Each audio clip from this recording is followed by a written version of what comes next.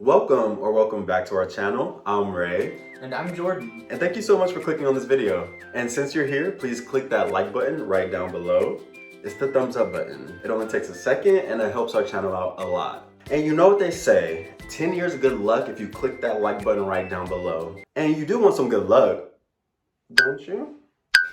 And also, you should take the time to check out some of our other videos. We do different types of content. We do all types of content. We do fun, adventurous vlogs, sit-down videos like this, short film content, written, directed, and produced by moi, behind the scenes content, some cooking, etc.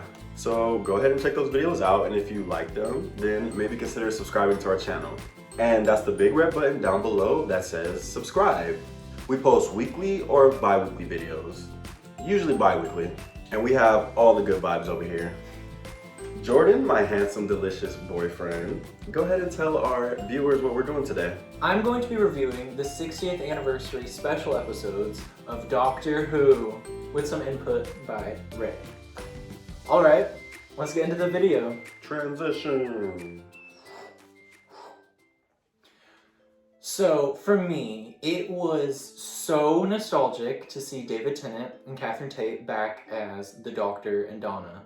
David Tennant was the first Doctor that I ever saw. I remember my mom, she used to put Doctor Who episodes on. She would flip to the PBS channel and they'd just be playing random Doctor Who episodes. And David Tennant was almost always the Doctor that was in the episodes that were playing. One of the first episodes I remember ever seeing with him was The Voyage of the Damned, the Christmas special from like 2008. That is, till this day, one of my favorite episodes. So to see David Tennant and Catherine Tate back after like 13 years, it just makes me so happy. Like, I feel like a kid again. It's crazy. So we're gonna start out with the first special, The Star Beast. Now, from the moment that this episode started, I was sat. I'm sat. And I want you to, like, I don't know if you're going to, but like, you should include that gif of the girl sitting on the bed and bouncing up and down. You know what I'm talking about? I have been waiting for this episode forever. I loved Jodie Whittaker before, and when I found out that David Tennant was coming back, obviously I was beyond excited. There were a bunch of new things that I was excited for in this episode. For one was the title sequence, and when I saw it, you could definitely tell that they put a lot of work into it with their new Disney budget. I also love how we were just immediately thrown into the episode. Like, we learned that Donna has a family, she has a husband, she has a kid. It's just all thrown right at us, and it feels like we're just picking back up with the Doctor and Donna where we left off, and I really like that because it made me feel so immersed into the world. I felt like I was transported back to 2008 or 2009, and I loved it. Speaking of Donna's family, let's talk about her daughter, Rose. I think it's so cool that Rose is kind of subconsciously named Rose after Rose Tyler, who Donna knew before she got her mind wiped. And Rose is trans, obviously, and she chose her new name, Rose, subconsciously. And I love how it just kind of like, it's a callback to Rose Tyler. I really like that. Wait, is that really like how she chose her name? Yeah, they say in the episode that since she's Donna's daughter, she has some of the meta-crisis in her. And that means that she has some of Donna's memories and some of her memories that were erased. So like, she subconsciously chose the name Rose for herself because she knew it had some connection to Donna. Oh my god, I didn't catch that. Yeah. Another thing that I love about Rose is that she's trans. I think it is so important to have that kind of representation in Doctor Who. Especially Doctor Who, a show that is like all about change and moving forward and progression and stuff like that. Me personally, I loved Rose as a character. I know we got to see a little bit more of her in the third special, The Giggle. And I'm really hoping that we can see more of her in the future with Ncuti Gatwa. Russell T Davies did confirm that she's going to be back because he said he loves working with Yasmin Finney, the actress who plays Rose. And I think that's just one of the coolest concepts ever for the Doctor to be interacting with one of his past companions' children. Next up on the roster is Beep the Meep. I remember as soon as Beep the Meep was revealed, I fell in love. I wanted a Beep the Meep stuffed animal. I just wanted to hug Beep the Meep. I wanted to cuddle it, and then it turned out that Beep the Meep is an evil psychopath. And I love that switch up because nobody was expecting it. You weren't expecting it, you were gagged. And then obviously Unit was back in this episode. Throughout almost all of Jodie Whittaker's era, Unit was just non-existent. It's just amazing to see them back because they were in Peter Capaldi, Matt Smith, and David Tennant's eras. And the show felt a little naked and bare without Unit, because I think it's really cool to have Hollow. If Hollow. Yeah, because it feels lacking when there's not this cool organization who's supposed to regulate aliens on Earth. I just really like that. And also another person that works for Unit, Shirley, the girl in the wheelchair with the rockets. Yeah, with the rockets that shoot out. I really like Shirley. I thought it was so cool that she had the rockets and everything in her wheelchair. Souped up wheelchair. Yeah. Okay, I have to go change my pants.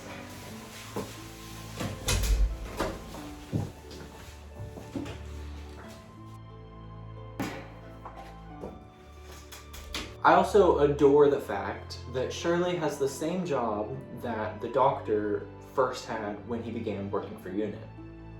I think it's just a cute little callback to the third Doctor. Yeah.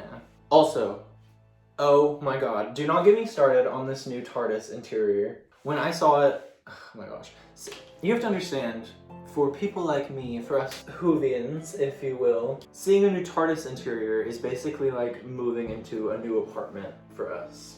Because everything's new, we want to just play with everything. We wish we could transport ourselves into the screen and start pressing buttons and pulling levers. Although I do love the new TARDIS interior. It's gorgeous, it's sleek, it's clean.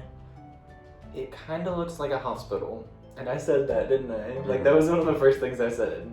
Looks like a hospital. Well, what are some of your favorite parts of the TARDIS or about the TARDIS?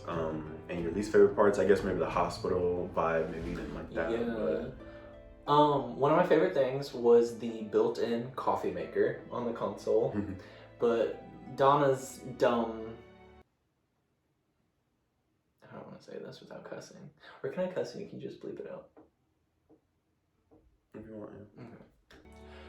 Donna's dumb spilled coffee all over the console as soon as she stepped foot in the TARDIS. Like, how clumsy can you get? But are we surprised? It's Donna. I mean, I don't expect anything less from her.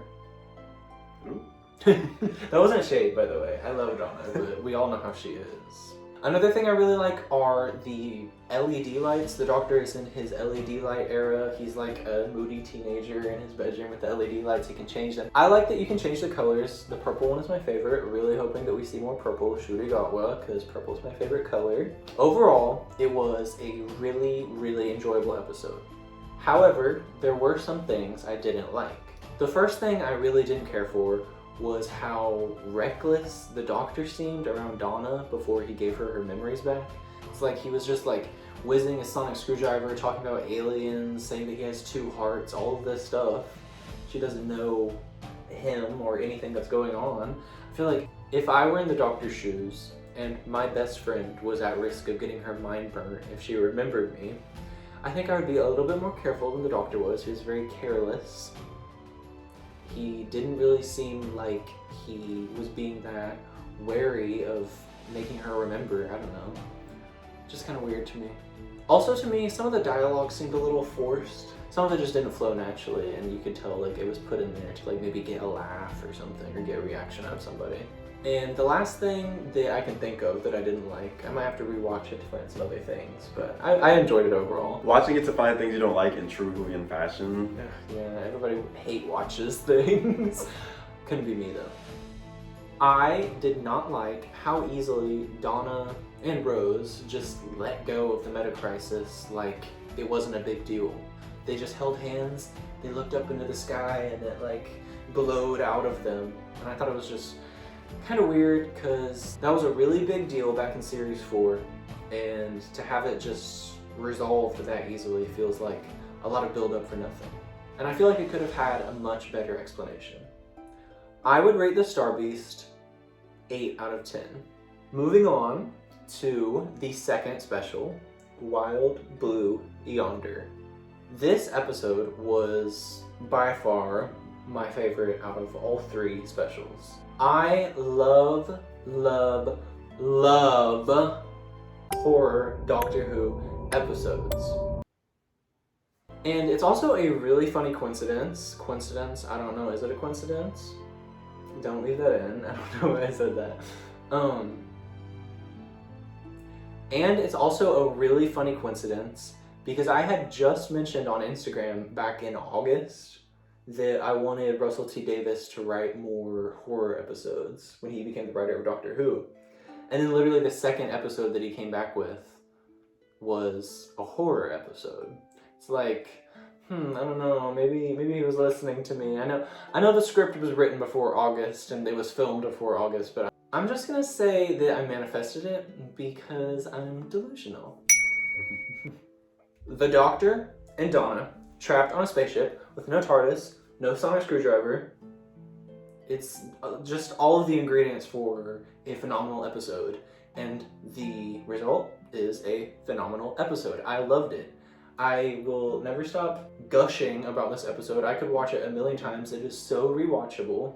And like when they stumble onto the spaceship that they're on for the entire episode, and you're all like, the budget. And then like we watch behind the scenes, come to find out it was green screen, which, I mean, still you have to have a budget, but just like you thought it was real, so. I really thought that they built an entire, not an entire spaceship, but I thought they built some of the corridor.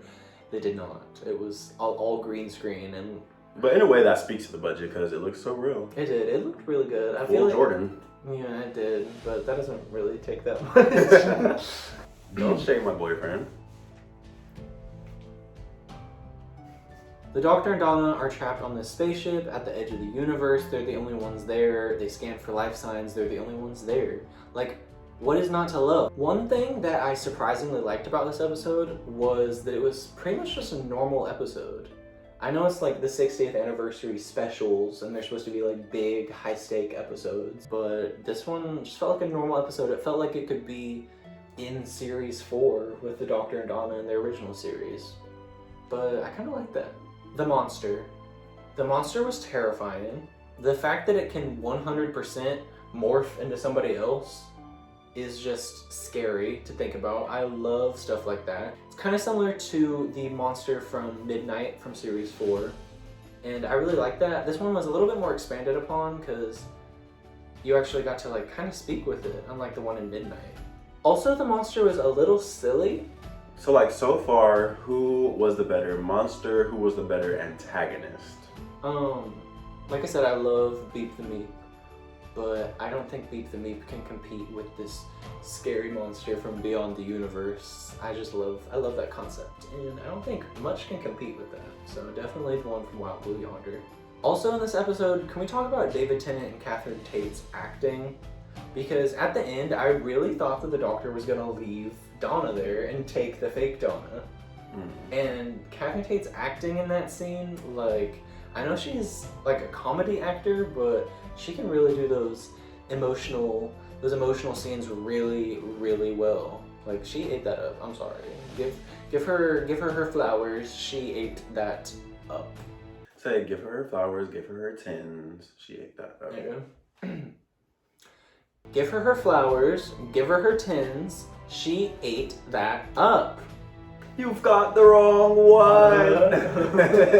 On me! Also, I can't move on from Wild Blue Yonder without talking about the scene at the end with Wilf, Donna's grandpa, Bernard Cribbins. Yeah. It's sad that Bernard Cribbins only got to film the one scene before he passed away, but I am so glad that he was able to come back because he was one of my favorite characters from season...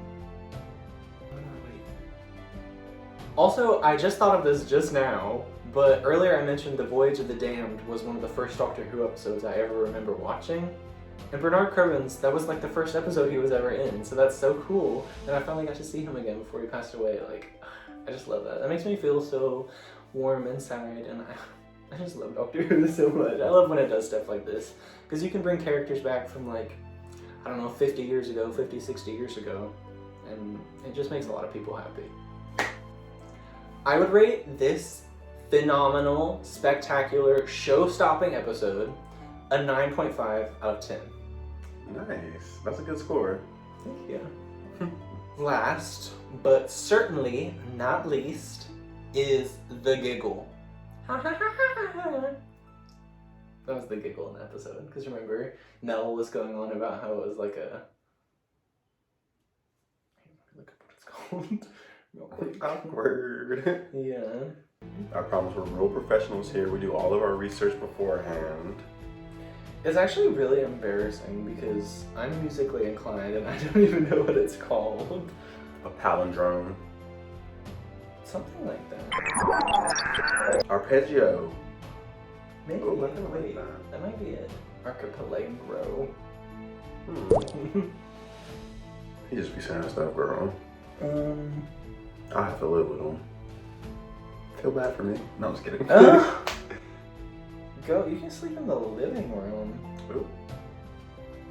Last time I did that, you cried. I don't remember that. I don't cry. You're okay, girl.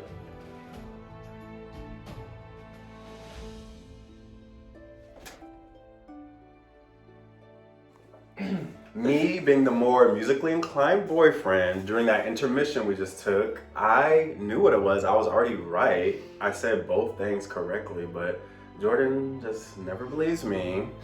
He knows everything. But go ahead. Mel was saying, It's a musical palindrome. it's just a straightforward arpeggio.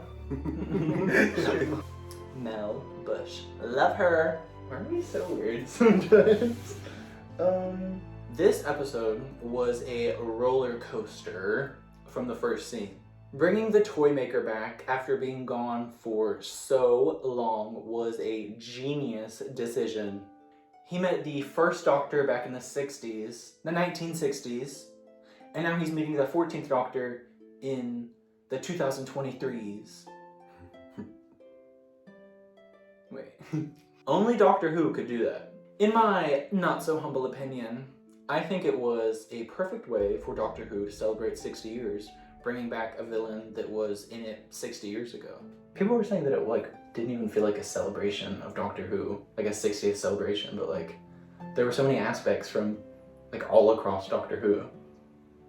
But they're like, oh, it's just celebrating David Tennant. Okay, what about Mel? What about Unit? What about the toy maker? They might be onto something, no shade. Because you even said yourself, they a lot of them felt like regular episodes. Yeah, only the second one. And it does very feel like, they might be onto something because it does feel like very much the David Tennant show. Yeah, because literally everybody was expecting at least one of them to be a multi-Doctor episode. Obviously the giggle counts because there's regeneration, but they were expecting Matt Smith or Peter Capaldi to be back. I was one of the ones who was disappointed. So, Neil Patrick Harris as the toy maker was perfect casting. He ate those accents up, chewed them up, spit them out, regurgitated, and did it all over again. Yeah. He was just switching so fluently through accent after accent after accent. Okay. And the lip sync battle. Yeah. He slayed. He really did. RuPaul would be proud. I already talked about Unit, but now we Wait, I want to say something else. Okay. Yeah, my favorite accent was the one where he's just Wiener Schnitzel. Oh, that was kind of good. That was kinda Wait. good. Oh my god. I previously mentioned Unit being back, but now we get to go to their giant Avengers Tower. They really just built Avengers Tower in London. And we got to see Kate Lethbridge Stewart back again. Jordan find the beat challenge, girl. She is one of my favorite recurring characters. The fact that Kate has met the War, 10th, 11th, 12th, 13th, 14th, and now 15th Doctors, I feel speaks a lot for her character. She's the new version of her dad. Because her dad met a bunch of the classic Doctor Who Doctors. So it's cool that she's doing it now with the new Who Doctors. Mm-hmm. And Mel. I was so happy to see Mel back. I love that woman so much. She is one of the best companions, and I'm really happy that she actually got to have some characterization in this episode, because back in the 80s, all she did was scream and get caught in a trap and run, and that's all she was good for. I also heard that Mel is returning for Ncuti's first season. I saw some behind the scenes photos of her filming, so she's basically just confirmed to be coming back. And I can't wait to see her interact, because her interaction with Ncuti in The Giggle, I don't know, I feel like they had really good chemistry. Shall we address the elephant in the room? Bi-generation. I still don't know how to feel about this. It's intriguing on one hand, because we've never had anything like this happen before. But on the other hand, I feel like they're trying to milk David Tennant as the Doctor for as long as they can. And for like the anime fans out there, the Pokemon fans, like me watching Doctor Who, I feel like David Tennant is very much the Pikachu of Doctor Who. Like very much in the forefront, very much never gonna get rid of him, very much yeah, nothing much. He's the face of it. Yeah, you know? yeah. If you know, you know. Yeah, that's a really good comparison. I feel like that's like a perfect comparison, actually. Like, you know, I mean, like, lovable character, but they're still gonna shove him down your throat. Yeah. I did like the fact that basically the 14th Doctor, the reason he bi-generated was because he needs time to heal. And I think that makes a lot of sense after everything that the past few incarnations has been through. He's finally having some therapy time. Ncuti Gatwa. I have been waiting for this man to be the Doctor ever since he was announced. As soon as he was announced, I flew to Netflix and I binged all of Sex Education just for him. I mean, I fell in love with the show, obviously. But I initially started watching it for him because I wanted to see what his acting was like. And I became obsessed with him. I love him as a person, I love him as an actor. He's so talented, and I think he's the perfect fit for the Doctor. He has the charisma, he has the humor, he has the doctor-y feel. If you know what I'm talking about. If you know, you know. And it's funny because Jordan has been watching Sex Education like every time he watches like 2 minutes because he doesn't want to let the series end. So yeah, I'm on the last season. He's also on the last episode. Watching it in 2-minute increments. It just so it could last forever. It's like I'm gonna watch 2 minutes every week because I don't want it to end. Like he's crazy. Honestly. I don't want to say goodbye. Also, the fact that Ncuti Gatwa was in scenes with David Tennant but stole the show, like all the focus. David Tennant was there, but all of my focus was on Ncuti Gatwa. That's a very hard thing to do with David Tennant. Probably because he was pantsless. Clock that T, honey. Clock that T. And he looked good doing it. You did say he has nice legs, but you already knew that beforehand. Yeah, I remember he posted a picture on Instagram of his like legs and short shorts, and I'm like, oh my gosh, he never misses leg day. And of course, the 14th Doctor living with the Temple Noble Mott family, taking time to heal. Although I'm still a little fuzzy on how the whole bi-generation thing works, I assume that he's going to eventually regenerate fully into the 15th Doctor, Ncuti Gatwa. That's just my thoughts behind it. Because Ncuti said, we're doing therapy out of order. So, I don't know, I feel like that line kind of alludes to that, in my opinion. I could be wrong, I don't know, I guess we'll just have to watch it and see, but that's how I interpreted it. However, the toy maker mentioned that his legions are coming, and who picked up his gold tooth containing the Master? I have so many questions, but they will surely have answers in the coming seasons. With that gold tooth though, like, I feel like the next Master might be black too.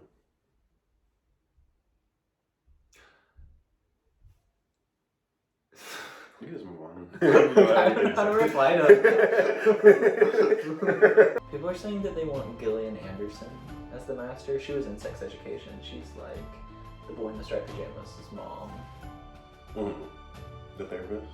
Yeah, the sex therapist. Because Ncuti Gatwa said that he wants her to be the mistress. That'd be cool to see them acting together again. I cannot wait to see how Ncuti Gatwa handles these things as the Doctor. I honestly just can't wait to see his first episode as the Doctor. The Church on Ruby Road, which is coming tomorrow. Okay, I'm going to be screaming the entire time, so you might want to get some earplugs. I would rate The Giggle 9 out of 10, just because of Ncuti Gatwa. So which episode was your favorite out of the 3? Definitely Wild Blue Yonder, the second one. Overall, I loved the 60th anniversary Doctor Who episodes. They were a roller coaster from the first second to the last second. I loved seeing David Tennant and Catherine Tate back, like I said. It made me really happy to see. I am a very happy camper. And also, I feel like when it comes to things I like Doctor Who for example, it does not take a lot to please me. I enjoy what I get because I know I'm lucky to have it. Yeah, like, I feel like you find the good in it. I do. I don't try and look for negative things because that might just ruin it for me. Yeah. I look for positive things. You find the things you like and you kind of let that shape your experience rather than the negative things. And yeah, those were my thoughts on the Doctor Who 60th anniversary specials. Let me know if you agree or disagree because I would love to hear your guys' thoughts too. I would love to hear anybody's thoughts on these episodes because it's really fun to discuss these things. So let's get the conversation started in the comments. Yeah, let us know any of your thoughts about this video in its entirety down below in the comments. You're literally free to comment anything you want. We love hearing from you guys. Thank you so much for watching, and we will see you guys in the next video.